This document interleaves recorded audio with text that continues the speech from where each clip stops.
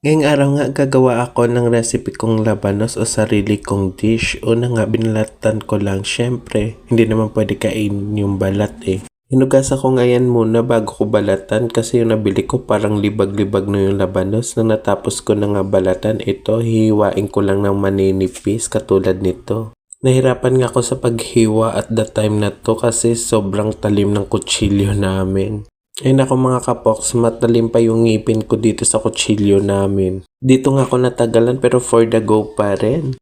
At sa wakas natapos ko na ding hiwain ng ganitong kanipis. Isang labanos nga lang ginawa ko at dalawa lang naman kami kakain ito. Pagkatapos nga niya nilagyan ko lang ng asin tapos lalamasin ko lang. Hoy, ang pangit naman ng words na yun. Basta ganyan ko lang hanggang matanggal yung katas niya. Pagkatapos nga naghiwa na nga ako ng 2 kamatis.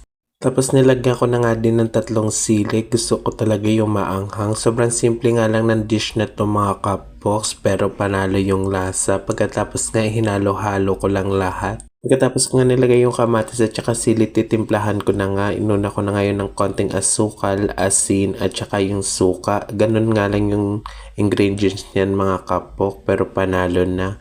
Hahalo-haluin mo lang siya.